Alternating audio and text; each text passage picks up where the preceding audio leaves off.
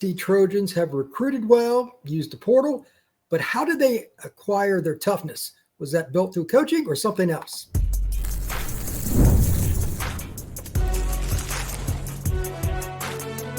You are Locked On College Crossover, part of the Locked On Podcast Network. Your team every day. This crossover edition of Locked On the Portal and Locked On USC. I'm your host, Brian Smith, longtime college football recruiting analyst. Thank you for making both Locked On USC and Locked On the Portal a part of your day each and every day here on the Locked On Podcast Network.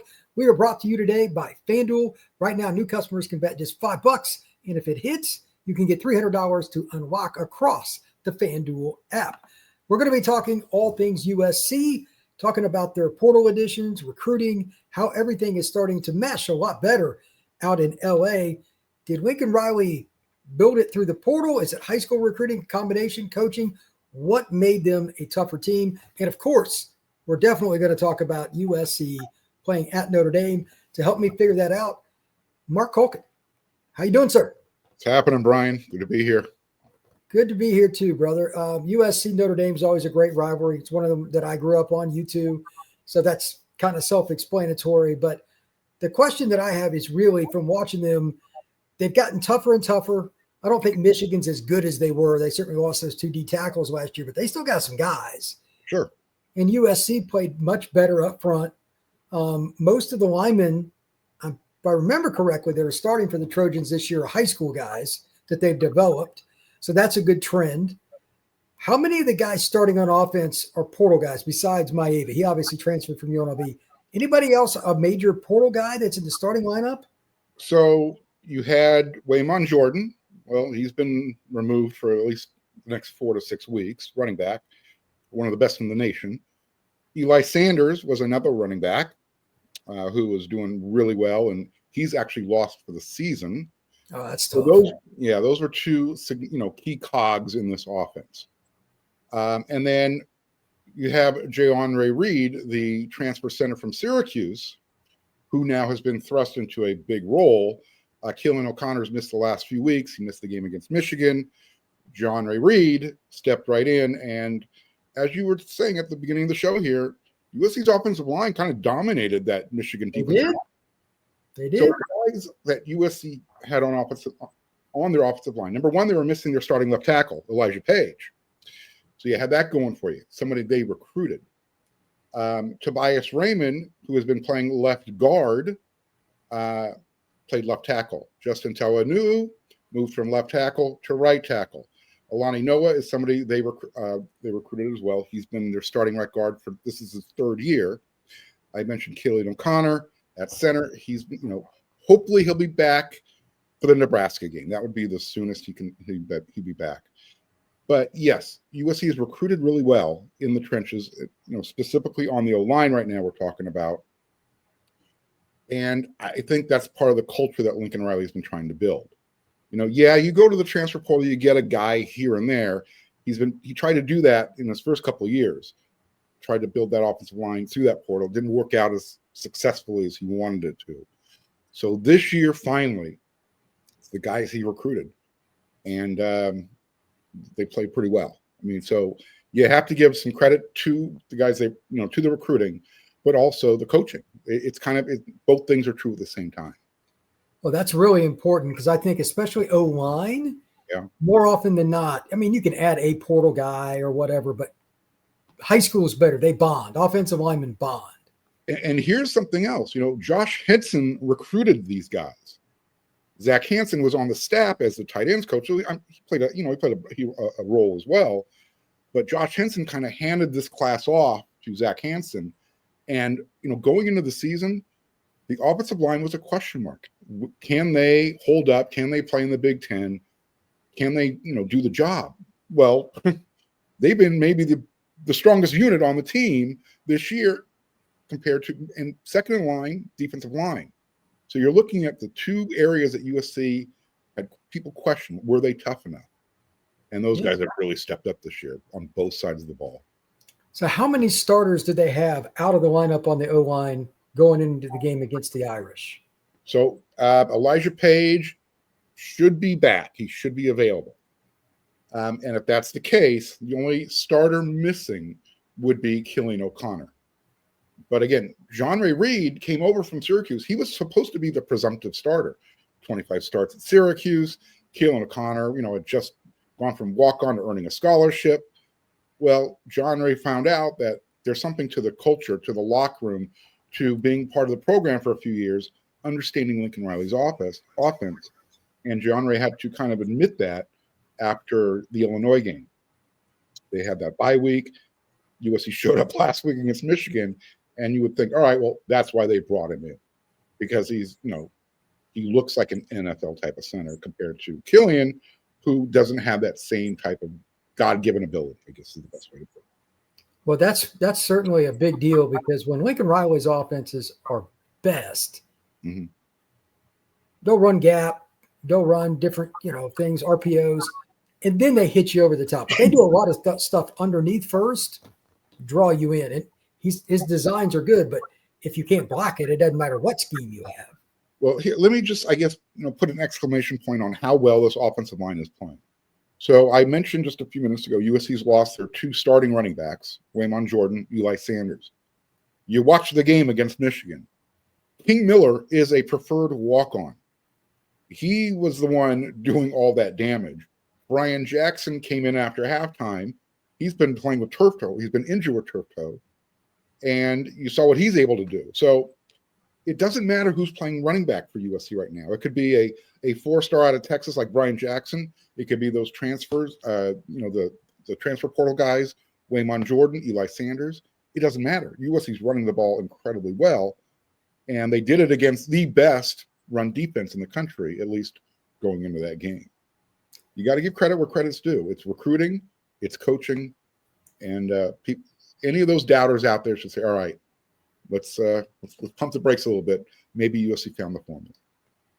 I think they probably did. To that point, while we're talking about offense, Makai Lemon's great. Jacoby Lane and some of the other guys have all been balanced, but they don't have anybody with 20 receptions, but Makai's got like 44 or something like that. Yeah. It hasn't mattered because he's been so dominant. It's insane. Jacoby's been playing with an injury. He's been getting healthier. But they've been using him in spots. He's on the field, but they're picking their spots where he's the intended target. Makai, what's making this offense so great? It's making the opposing defenses have to choose. If you double team Makai, he's still going to burn you. I mean, he's shown that so far this year. But if you double team Makai or Jacoby, you're leaving the middle of the field open. And USC's third receiver right now, it's their tight end position. It's Lake McCree, it's Walker Lyons. Those guys have been getting the job done. So, again, right now the offense is clicking really well. You talked about Lincoln Riley. He's dialing it up. He's using the screen pass a lot. He's just putting guys in open space on the grass and letting them run after the catch. So Makai Lemon is right now, I'll plant the flag on this hill. He is the best wide receiver in the country right now. And that's not a slight to Jeremiah Smith at Ohio State or to Ryan Williams at Alabama or anybody else or the guys at Indiana, wherever. Pick a top wide receiver. Makai Lemon is playing like a Biletnikoff Award winner, and he's starting now to get some Heisman consideration. I said that yesterday on my show. Like, I'll still take Jeremiah first in the draft, but like they don't use him the same way USC uses Makai. It's production. Jeremiah's more talented because he's just so big and all that. I get it. But Makai is just like that catch he made last week in the end zone was ridiculous. He's falling backwards. First of all, you got to give credit to Maiava for the throw. I mean, it was where it had to go. But somehow or another, Makai finds a way to get his body in position as he's falling backwards and catching the ball. And there's 2 guys, literally, one in front, one to the side. But he said, it's my ball. You cannot win one-on-one matchups with him. And you have to be almost perfect if you're going to double team him. Because he will take the ball. You talk about guys having that dog mentality. Yeah. His picture is next to the definition. Yeah, that's very well said. So I'm curious. I want your take on this season so far, playing in the Big Ten, playing road games and all that, how that because there's been a lot of discussion about West Coast teams going across the country, East Coast teams. We're going to discuss that next here on this crossover Locked On USC and Locked On the Portal. Today's show is brought to you by our friends at SupplyHouse. When the opening whistle blows on a new repair, get your crew moving forward with SupplyHouse. Order today and see parts on your doorstep tomorrow. Over 280,000 plumbing, HVAC, and electrical items from the most trusted brands in the business. Their real-time inventory and honest lead times will keep you from planning on projects, while their industry-leading customer service always has your blind side covered. We always need to get something a little faster, so yes, most definitely they can get you something next day, and their part finder tools will help you find anything you need in the system. Join the free Trade Master program today and score serious perks like priority shipping, lower prices, and dedicated support line. Visit SupplyHouse.com to sign up for free and use promo code SHCollege5 for 5% off your first order. That's SupplyHouse.com. Real people and real service. We are also brought to you by our friends over at FanDuel.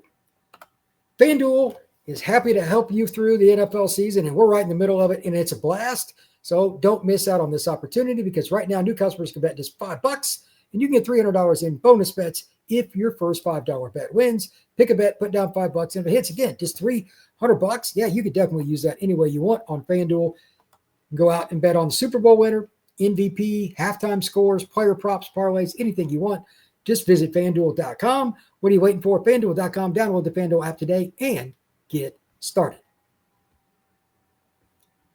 Thank you once again for making the Portal Podcast a part of your day and Locked On USC a part of your day.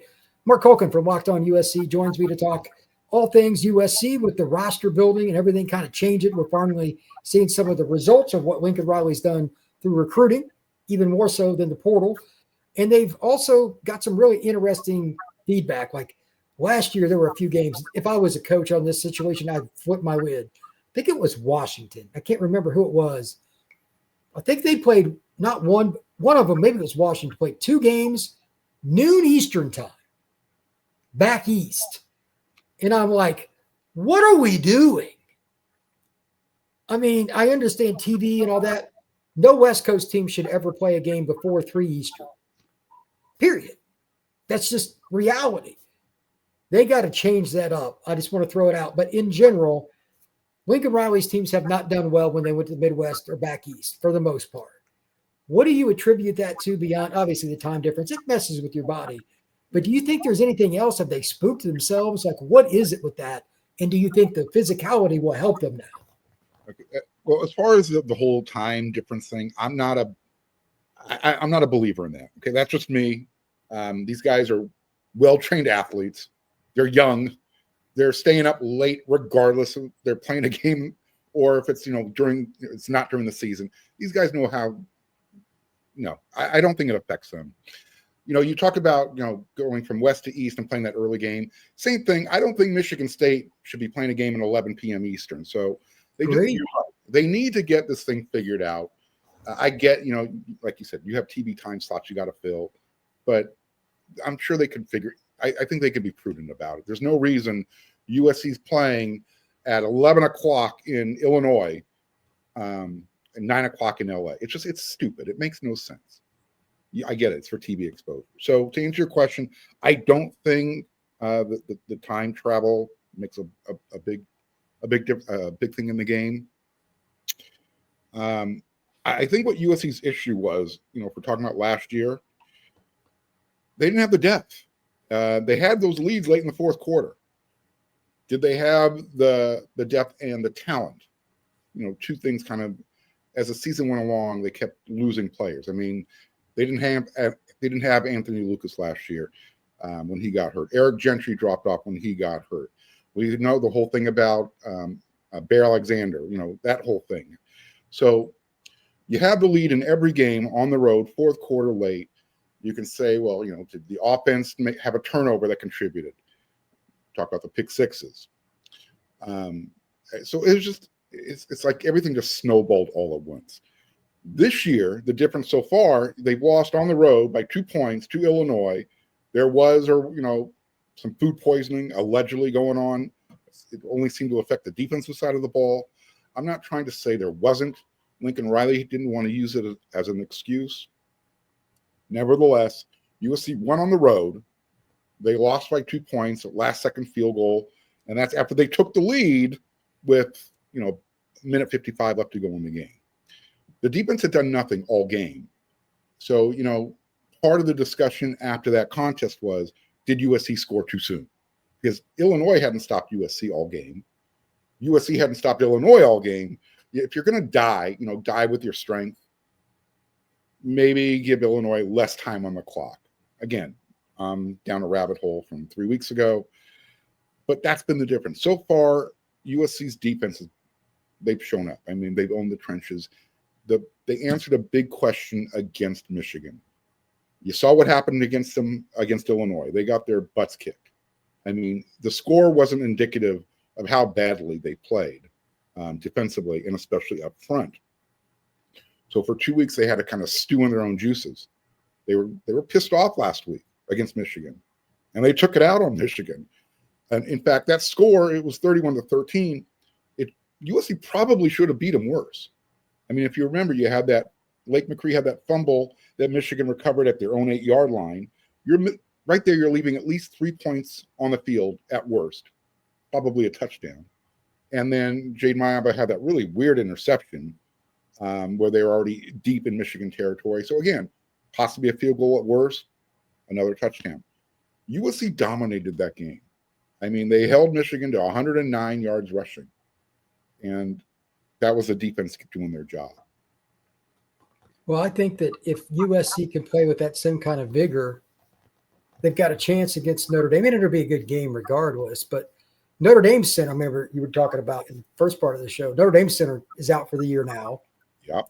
That's tough, man. Losing your center in the middle of the year, all the snap counts and all that, that's iffy, bro. That's Coach iffy. Coach Riley mentioned that last week. He's like, you don't know how fortunate we are. We lost our starting center, but our backup has 25 starts. I mean, you cannot replace experience, especially at the center position. It's so underappreciated. Like you said, the snap count, calling, reading the defense, making sure the guys to your left and right know their assignments, snapping the ball. I mean, people don't think about that. But against Illinois, when Jayden Reed came in, there were some issues, that threw off the timing with the offense because the snaps weren't where they should be. There's so much involved with the center and quarterback. It's ridiculous. Yeah, there really is. So that'll be interesting. And take advantage of that. Absolutely. Which defensive tackle for USC do you think is playing the best overall? I was just thinking about that. Everyone thought that Keyshawn Silver and Jaw Jarrett were going to come in from the SEC and just be those dudes. Well, right now, Devin Tompkins, Jayden Abasiri, guess what? USC recruited those guys. Thanos, Jakeem Stewart, true freshman. I don't know if he's going to be playing defensive end anymore. They had him lining up over the ball against Michigan. I think he's made that transition from he's versatile. He can play on the end. He can play that strong side defensive end. He's going through that what I like to call that Sean Cody transition right now. That Leonard Williams, Big Cat Leonard Williams transition, where he's going to be a 3 technique at the next level, but he is an inside guy right now. His quickness is crazy, and his hands, violent. I mean, he's in the backfield when the ball's snapped. He is getting the mesh point when they're handing off the ball. He's going to be special. And he already is special. The more game experience he gets, USC, to answer your question, I'm kind of rambling. Devin Tompkins, Jayden Abasiri, Jakeem Stewart, and then you got Keyshawn Silver. You got Jaw Jarrett. They've got depth. And this is what they didn't have last year. And it's allowing guys like Anthony Lucas, Cam Crawford, Braylon Shelby. That's why USC has, 20, 21 sacks. Where are they? Number 1, number 2 in the country? Yeah, it's a big deal, man. Getting pressure on the quarterback never goes out of style. Never. When we come back, I want to talk about some of the matchups, USC and Notre Dame. That's next on this crossover, Locked on USC and Locked on the Portal. Today's show is brought to you by Mazda, who crafts cars for those who do more than simply move. From framework to breathwork, athletes sweat all the details. Mazda brings the same attention to how we craft every model. You can feel Japanese level craftsmanship in every detail, from the metallic accents to available Napa leather upholstery. And you can make everyday drives feel like anything but, from smooth handling to intuitive controls. Like our players, we sweat every detail, because when you make every move count, impossible becomes irrelevant. Mazda, move and be moved. All right, it's time to talk about the big matchup with USC and Notre Dame from a different perspective. How does Notre Dame slow down USC? If you take the Makai Lemon thing out of it, they're going to do different things against him. That's self-explanatory. How would you attack USC's offense if you were Notre Dame? Would you just try to slow down the run? Because you really don't know what's going to happen with the running backs, but the holes have been so big, like you said earlier. I would, because I think Makai's going to get some of his, but you can't let him be balanced. If you do that, then you're in trouble, in my opinion. I think, and every coach is going to say the same thing: stop the run. Doesn't matter if it's USC, Notre Dame. That's always going to be the first answer. But I'm gonna say why for this particular game. Jayden Maiava has played lights out this year. This is not just another game. This is USC versus Notre Dame. I'm wondering in the back of Jayden's mind, does he remember those 2 pick sixes from last year against Notre Dame at the Coliseum? Remember, USC was driving to tie the score. It was that kind of game. So can he go on the road? Can he carry the weight? Because if Notre Dame is successful and they can limit USC's run game, now all of a sudden, is Maiava going to be okay? Is he going to manage the game right? Is he going to take chances? Is he going to stay in neutral, as he spoke about earlier in the year, with that mindset? Just focusing on that one play, not letting what happened bother him, or trying to do better the next time. Just do what you're supposed to do. If he can do that, he's got enough toys in his toy chest that he doesn't have to do the heavy lifting. Just make the good throws. Let Makai Lemon, let Jacoby Lane, let your tight ends, let your running backs catch the ball out in the flat. Just move the ball. Yeah, I think they'll try to make him do that, and it works. I mean, Notre Dame plays quite a bit of man, but my guess is they want to try to force them. They're going to mix it up. They've depending on who they played man, and when they played teams with more talent, they played zone more. They just go with whatever they're going against. They mix it up, but they've got Leonard Moore back healthy. He's been banged up for quite a bit of the year. That's a first-round draft pick at corner. Sure. So that gives them – they might play some split coverage, would be my guess. Up front is where it's interesting, because Notre Dame early this year was awful up front. They've improved dramatically. I don't know why. They're way better now. So I'm curious to see that matchup. I think it'll be good, but I still expect USC to run the ball pretty well. You're looking for the answer to why. We know their first 2 games was Miami, Texas A&M. Well, that's part of it. Who have they played since then? Obviously they played better. You can see it on film, but has resistance been the same compared to those first 2 games? That's the only point I'm bringing up. Now, all of a sudden, USC might not be Miami. They might not be Texas A&M as far as, your national ranking. But is USC big enough, strong enough, tough enough to give Notre Dame that same type of resistance? I think they are. The question is, how will they mesh? This is, Notre Dame's going to bring stuff to the table they haven't shown this year, and vice versa. That's, that's typical. It'll come down to a few big plays, but I think that matchup will be very fun in the trenches. And I'm curious to see how many looks Notre Dame gives them early to try to make them adjust and all that. That the chess game stuff is so much fun to watch if you really pay attention to football. I'm just glad Xavier Watts is no longer there to kill USC. That guy was as good a safety in college football as there was the last 2 years. He 2 years in a row, man. That 2 years in a row, that dude just said, "I own you." So yeah, I'm glad he was unbelievable. He was unbelievable. They got some good safeties, but there was one Xavier Watts. As far as USC on defense, what do you think they're going to try to do more? Just take away Love and Price? I mean, you want to stop the run, but Notre Dame's receivers and tight ends are really good too. And I think CJ Carr, it's kind of obvious. He's a first-round pick in rating. How do you think they'll attack that? So, obviously you're going to have to make sure your run fits are solid. They got to be fundamentally sound. Love is going to get his. Everyone, you know what? He's going to get his, but everyone thought the same thing last week with Justice Haynes. Now, I get it. He got hurt, but USC also shut down Jordan, who's no slouch. Yeah, Glenn Marshall's a good player. He's exactly. A good player. So yeah, you have to limit Notre Dame's run game. You have to make their freshman quarterback beat you. And I get it. USC's strength right now has not been their secondary. They played better last week. Is CJ Carr a better quarterback at this stage compared to Bryce Underwood? Probably. I don't know how much better, but I'll give him, I'll tip my hat to him and say he's played better this season compared to Bryce Underwood as far as having to make the throws. And you mentioned more weapons better wide receivers too. Yeah. You just said he has better weapons. Can Kamari Ramsey, can Bishop Fitzgerald, Christian Pierce, can the middle of USC's defense, the secondary, can they do some stuff to confuse CJ Carr? That really, to me, is the point, because outside of what is his name, the kid at Alabama, who I think is the most accurate quarterback in the country, that guy is, and he's not as talented as like Maiava or Carr, but he is Ty Simpson, but he's really accurate. I think Carr is probably about the most accurate guy I've seen after that. If you just play like some of those teams that just play basic zone, that doesn't work. You got to be able to play man against them. So last week against Michigan, USC got a little creative. They showed more of a 4-3, but it was kind of a disguise because they had Eric Gentry playing in the slot. So again, it's going to be that type of thing where can their freshman quarterback at Notre Dame, who's good, he's going to be an NFL player.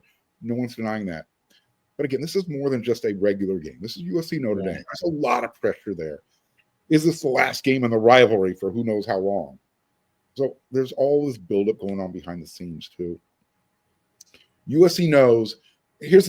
I'll just say this. This is a playoff game for Notre Dame. It's an elimination game. Yeah.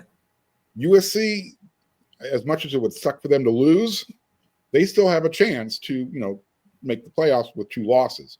Notre Dame doesn't make it with 3, especially when those losses are Miami, Texas A&M, and USC. There's nobody left on their schedule. Nobody that should beat them. So yeah, there's that pressure that Notre Dame has to deal with. And are they ready to play with that type of pressure? Yeah, that's a really big question. And you don't know how CJ's going to react in this kind of game. He's gotten some confidence, killing some teams that they just didn't have the athletes to play man coverage. I'm curious to see how much man USC plays. Notre Dame's receivers have surprised me. They're a lot better than I thought they were going to be, but they also put Love out there a lot. I think that's the other part. Nobody wants to be in front of Love as a safety or linebacker.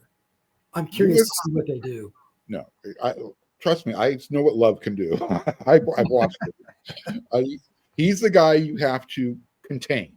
He's going to get his, but USC just can't give up any, splash plays, big explosive runs where they go for 30, 40, 50-yard touchdowns. If he gets a 10, 12-yarder, he gets a few of those during the game, great. Just don't let him go on those big runs. I don't want to see him hurdling 3 guys into the end zone. That's all. That's fair. That's fair. He's capable. I know. He's capable. What is the key ingredient besides stopping the run and not letting Love go crazy for USC to win the football game? So that defensive line has to get to the quarterback. You don't have to sack him every time. Just create pressure. Make him move around. Make him go from, my first progression, I can't see him right now. That type of stuff. Just get pressure. If USC can get 2 to 3 sacks and you get 8 to 10 pressures, it might be a long day for Notre Dame. It might be a long day. Could be. I mean, it's going to come down to who is more disciplined. Obviously, don't turn the ball over. Last week, USC made a huge improvement on that in one area. Only 3 penalties. None on the defense. That's a big deal. That's a huge. You can't give teams either way with the quarterbacks in this game. If you give them, jumping off sides, face mask, personal foul, any of that stuff. Yeah, any of that stuff, man. That you're just throwing gasoline on the fire right there because these guys will light you up. They both might be. It's possible that both of them are in New York for the Heisman ceremony. It would not shock me. Let me ask, Brian, how do you see this game going? How does it end? Is it a close game or is it a blowout for either way? I think it'll be very close. I think you kind of hit on it. My biggest thing, and I have no opinion on it, Notre Dame, as I mentioned earlier, their center tore his ACL. Right. We have no idea how that's going to go. That kid's going to make his first start. He was a highly recruited kid, Joe Otting, recruited, 30 offers or whatever. How am I going to, is he going to be able to do the protections? I have no idea. That's a tough first ask to go against a quality opponent like USC, especially when it's playing really well. But at the same time, you don't know what he's going to do if you're USC either. It is a complete guesswork. But outside of that, it'll probably come down to a couple of fade balls. Malachi Fields for Notre Dame, Makai Lemon for USC. The down the field stuff, which DBs make plays, could also be very big because both teams got NFL talent in their secondaries. Both teams have NFL talent. It's a matter of will USC's be able to do it 2 games in a row. Like I said, last week, they went with 2 guys at cornerback. There was no rotation. It was Marcellus Williams one side, DeCarlos Nicholson on the other side. Usually in the past, they rotate guys in. I would say last week was their best game in the secondary. Kamari Ramsey was back. He missed the Illinois game with food poisoning. But they're still trying to get that nickel position figured out. They got the kid. I'm sorry? Nobody has that position figured out in college football. It's the hardest spot there is. Like Makai plays it for USC sometimes, but they might put their tight end there on the next play. You're a nickel, man. There's no way you're going to be consistent. Like I said, when I saw Eric Gentry lined up in the slot last week, what's going on here, man? Yeah, you got to try stuff like that because those guys aren't going to cover the tight end and then turn around and cover up Makai Lemon. Right. You know what I mean? That's not a fair. Come on. No. I don't want to see Eric Gentry lined up on a Makai Lemon because he's not going to win that battle. Right. Not even 1 time out of 10. Right. Mark, tell everybody where they can find your work, my friend. Absolutely. Locked on USC every day. And then when I'm done there, you can always head on over to wearesc.com. I got some writing going on over there. We do the Inside the Trojan Huddle panel show once a week. A lot of stuff. You can find me everywhere. Just Locked on USC is where you want to start, and I'll tell you where to go from there. All right, buddy. I appreciate it. The Portal Podcast can be found on Spotify, Apple, Podbean, and, of course, on YouTube. We will see you again soon.